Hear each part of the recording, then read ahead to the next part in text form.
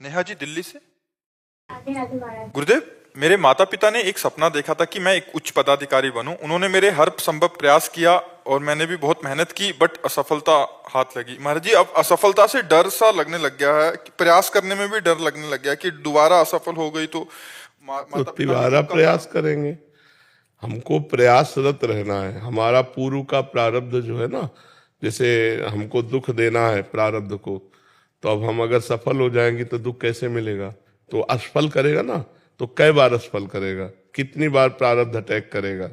हम हर बार प्रयास करते हैं और प्रारब्ध को असफल करने के लिए नाम जप करो। नाम जप करते हो साथ में, अधिक से अधिक संख्या में नाम जप करो। तो जो प्रारब्ध आपको असफल करना चाहता है, आप उस प्रारब्ध को असफल कर दीजिए और आप सफलता प्राप्त कीजिए। मंत्रानुष्ठान में और भगवान के स्तोत्रों में और भगवान के नाम जप में बड़ी सामर्थ्य है। यदि हम भगवान के मंगलमय स्तोत्रों का, जैसे भारी से भारी संकट हो और गजेंद्र मोक्ष का पाठ करें रोज, तो भारी से भारी संकट निवृत्ति हो जाएगी। धन चाहिए तो ऐसे स्तोत्र हैं जिनके गायन करने से धन की प्राप्ति होती है। यदि हमें अपने लक्ष्य की प्राप्ति चाहिए तो मंत्रानुष्ठान, जप, इनमें इतनी सामर्थ्य है कि प्रारब्ध को नष्ट करके हमारी सफलता। अब माला दो माला से तो बात बनने वाली नहीं। डट के मंत्रानुष्ठान करो, नाम जप करो, तो यहाँ के अधिकार की क्या बात है, ब्रह्मा का अधिकार मिल जाए। ये तो मर्त्य लोक के कोई अधिकारी पद की बात है, ब्रह्मा का अधिकार मिल जाए। देखो, पूर्व का पुण्य है तो हमारे देश की एक महिला राष्ट्रपति है। तो हम निराश तो कभी होंगे ना कि अब हमसे नहीं हो पाएगा, नहीं।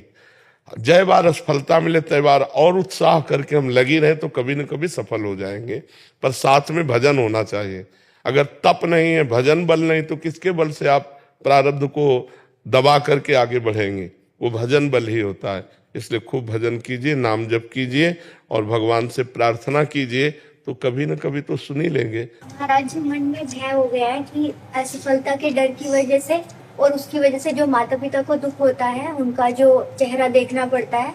देखो, इस पे ध्यान नहीं देना, इस पे ध्यान नहीं देना चाहिए, इस पे ध्यान नहीं देना चाहिए। वो तुम्हारे हाथ की बात है क्या?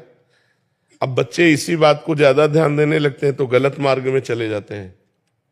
ना हम माता पिता के दुख को देखेंगे, ना स्वयं दुखी होंगे। ऐसे बच्चे तो गलत कदम उठा लेते हैं। बिल्कुल नहीं देखना। माता पिता दुखी हैं तो मैं क्या करूं? तुम्हारा प्रारब्ध भोग है। मैं तो प्रयासरत हूं। तुम्हारे प्रारब्ध में नहीं लिखा है हमसे सुख भोगना, तो कैसे करें? नहीं, हम पदाधिकारी बन जाए, आपको सुखी देखें, तो तुम्हारा भी प्रारब्ध है।